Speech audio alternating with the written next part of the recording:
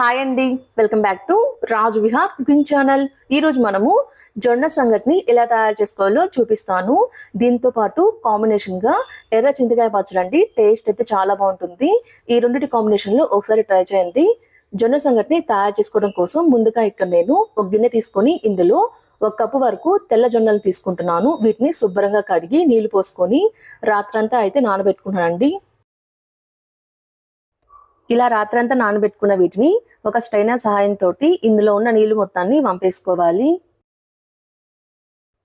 ఇలా నీళ్లు మొత్తం వంపేసుకున్న తర్వాత వీటి మొత్తాన్ని ఒక క్లాత్ మీద వేసుకుని వీటిని బాగా డ్రై అవ్వనివ్వండి. వీటిని మనము ఎండలో కానీ ఫ్యాన్ కింద కానీ ఆరబెట్టుకోవాల్సిన అవసరం లేదు. మనం అరిసెలు చేసుకోవడం కోసం బియ్యాన్ని ఆరబెట్టుకుంటాం కదండి, అలా ఆరబెట్టుకోవాలి. ఇలా ఆరబెట్టుకున్న వీటిని ఒక మిక్సీ జార్లో వేసుకొని మెత్తటి పౌడర్లా కాకుండా కొంచెం బరగ్గా గ్రైండ్ చేసుకోవాలి. ఇలా గ్రైండ్ చేసుకుంటే సరిపోతుందండి. ఇలా గ్రైండ్ చేసుకున్న తర్వాత వీటి మొత్తాన్ని ఒక గిన్నెలోకి ట్రాన్స్ఫర్ చేసుకోవాలి. ఇలా గిన్నెలోకి ట్రాన్స్ఫర్ చేసుకున్న తర్వాత ఇందులో 1 గ్లాస్ నీళ్ళు పోసుకొని మొత్తాన్ని కలిసే విధంగా కలుపుకోవాలి. ఇలా ముందే నీళ్ళు పోసుకొని కలుపుకోవడం వల్ల మనం సంగటి చేసేటప్పుడు ఉండలు కట్టకుండా ఉంటుందండి. ఇలా ఉండలు లేకుండా కలుపుకున్న తర్వాత దీన్ని పక్కన ఉంచుకోండి.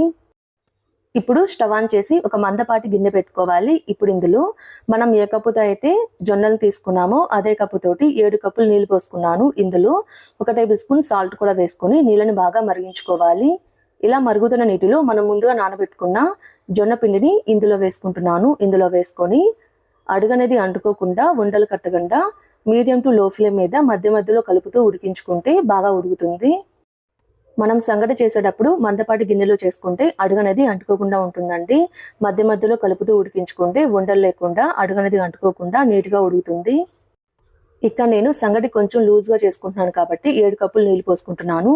అదే మీరు కొంచెం గట్టిగా చేసుకునే పని అయితే 6 కప్పులు నీళ్ళు అయితే సరిపోతాయండి. ఇలా కలుపుతూ ఉడికించుకోవాలి. ఇక్కడ సంగటి అయితే ఉడికిపోయిందండి.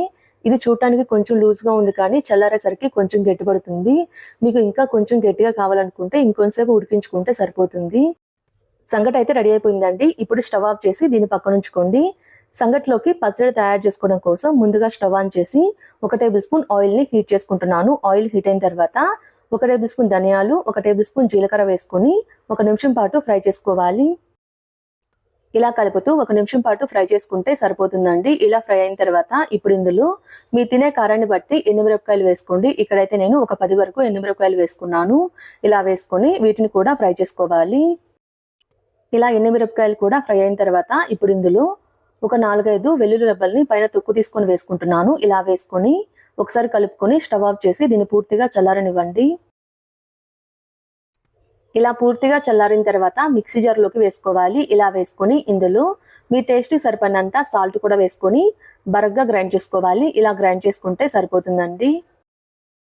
ఇలా బరగ్గా గ్రైండ్ చేసుకున్న తర్వాత ఇప్పుడు ఇందులో 2-3 టేబుల్ స్పూన్ వరకు ముడి చింతకాయ పచ్చడి వేసుకుంటున్నాను. ఇది ఒకవేళ ఇంట్లో లేకపోతే బయట పచ్చళ్ళ షాప్లో కూడా అమ్ముతారండి. ఇలా వేసుకొని ఇందులో కొంచెం బెల్లం కూడా వేసుకుంటున్నాను. బెల్లం వేసుకోవడం వల్ల టేస్ట్ అయితే చాలా బాగుంటుంది. ఇలా వేసుకొని కొంచెం మెత్తగా గ్రైండ్ చేసుకోవాలి. ఇలా గ్రైండ్ చేసుకుంటే సరిపోతుందండి. ఇప్పుడు ఈ పచ్చట్లోకి పోపును తయారు చేసుకోవడం కోసం ముందుగా స్టవ్ ఆన్ చేసి 1 టేబుల్ స్పూన్ ఆయిల్ని హీట్ చేసుకోవాలి. ఆయిల్ హీట్ అయిన తర్వాత ఒక 1/2 టేబుల్ స్పూన్ పచ్చిశనగపప్పు, ఒక 1/2 టేబుల్ స్పూన్ జీలకర్ర, ఒక 1/2 టేబుల్ స్పూన్ ఆవాలు వేసుకొని 1 నిమిషం పాటు కలుపుతూ ఫ్రై చేసుకోవాలి.